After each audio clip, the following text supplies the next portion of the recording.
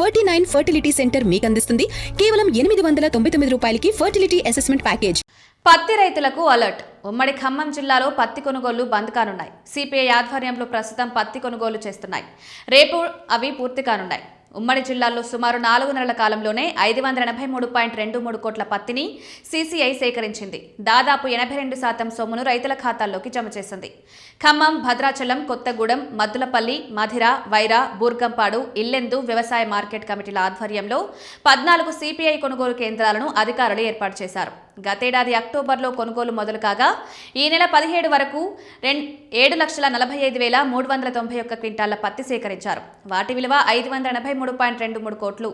ముందు వారానికోసారి రైతుల బ్యాంకు ఖాతాలో నగదు చేయగా ప్రస్తుతం 3 రోజుల్లోనే డబ్బులు పడుతున్నట్లు మార్కెటింగ్ శాఖ అధికారులు వెల్లడిస్తున్నారు. దాదాపు 6,13,91 క్వింటాళ్లను 481.11 కోట్ల రూపాయలకు చెల్లింపులు జరిగాయన్నారు.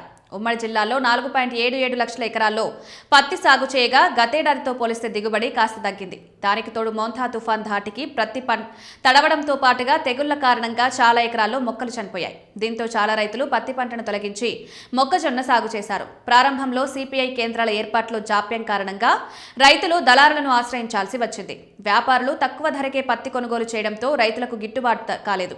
తర్వాత సిపిఐ ద్వారా క్వింటాకు 8,110 రూపాయల చొప్పున మద్దతు ధర లభించింది. ఇక ఈ ఏడాది ప్రభుత్వం కొత్తగా కపాస్ కిసాన్ యాప్ ద్వారా స్లాట్ బుకింగ్ విధానాన్ని అమలు చేసింది. చాలా మంది రైతులకు స్మార్ట్ ఫోన్లు లేక యాప్పై అవగాహన లేక ఇబ్బందులు పడ్డారు. ఆ తర్వాత అధికారులు అవగాహన కార్యక్రమాలు నిర్వహించడంతో పరిస్థితుల్లో కాస్త మార్పు వచ్చింది. కాగా శుక్రవారంతో సిపిఐ కొనుగోలు ముగియనున్న నేపథ్యంలో మిగిలిన రైతులు స్లాట్ బుక్ చేసుకుని నిబంధనల ప్రకారం పత్తి విక్రయించి మద్దతు ధర పొందాలని అధికారులు సూచిస్తున్నారు.